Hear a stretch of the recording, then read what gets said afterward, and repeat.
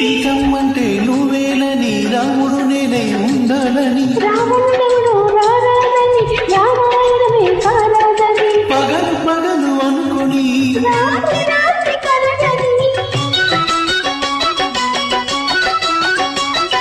పగలు పగలు అనుకొని కలే నిజం అవుతుందని కాచుకున్న పిచ్చివాణి